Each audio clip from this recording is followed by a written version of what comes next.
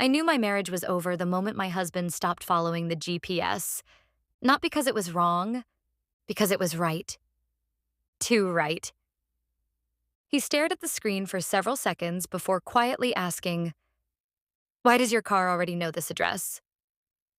I couldn't answer, because I had never given him that address. Only one other man. People think affairs fall apart because someone gets caught.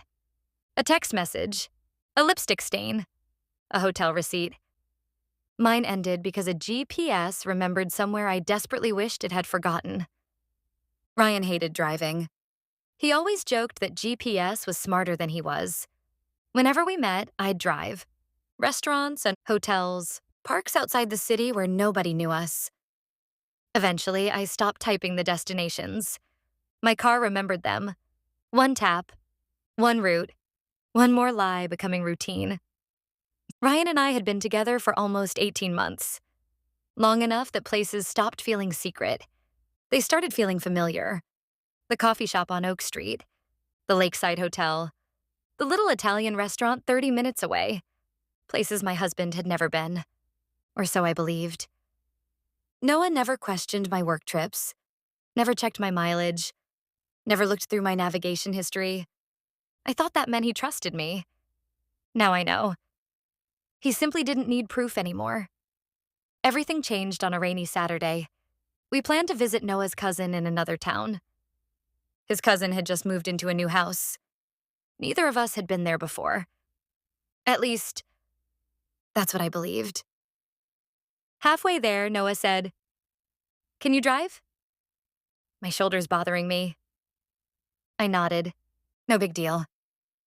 He climbed into the passenger seat, connected his phone to the car, typed the address his cousin had texted him, then hit start. The screen blinked, calculating route.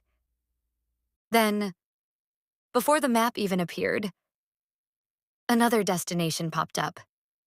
Continue to previous destination? My blood froze. The address appeared underneath. Lakeside Inn. Room after room, weekend after weekend. Ryan and I had gone there so many times. My car thought it was home. Noah stared at the screen. He didn't touch it. Didn't look at me. Just quietly read the address. "I've never been there." Silence. "I know," I whispered before I could stop myself. The words escaped. He slowly turned toward me. "How do you know that?" I couldn't breathe. I hadn't realized what I'd admitted. Noah gently tapped the screen. "It remembers this place." Pause. It must have been important. I quickly reached toward the dashboard. "I'll clear it." He softly caught my wrist. "No." Another pause. "Leave it." The rain tapped against the windshield. Cars passed beside us. The world kept moving. Inside our car, time stopped. "When did you find out?" I whispered. He looked out the passenger window. 7 months ago. 7 months. Every anniversary dinner, every birthday, every movie night, every weekend. 7 months of him already knowing. Every memory changed. The smiles, the patience, the quiet. He wasn't pretending everything was fine.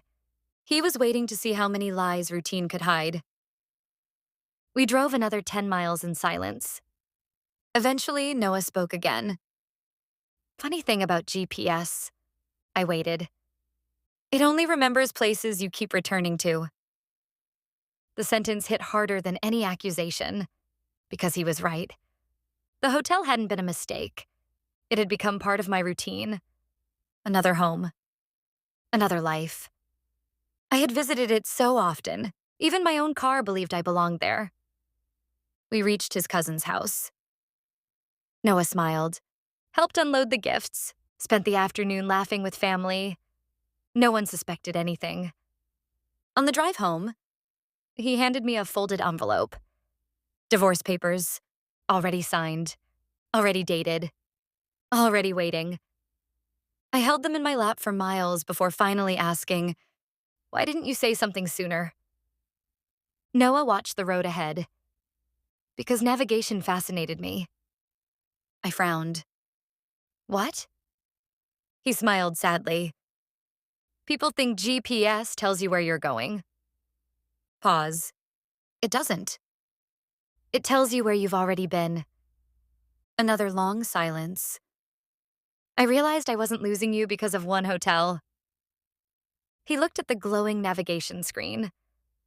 I lost you because another destination became more familiar than home. The words shattered me.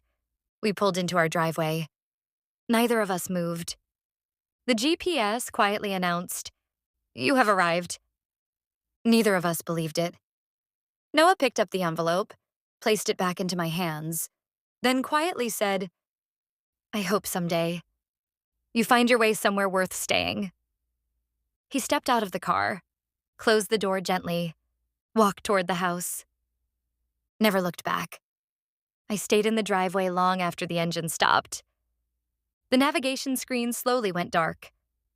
I still think about that drive. The rain, the silence, the glowing blue route on the dashboard. Not because the GPS exposed my affair, not because it ended my marriage, not even because of the hotel. The worst part was realizing that I hadn't gotten lost by accident. Every destination had been entered one choice at a time. Every return trip made that route a little more familiar, until one day, my own car knew exactly where my heart had been going. Long before I admitted I'd stopped trying to find my way home.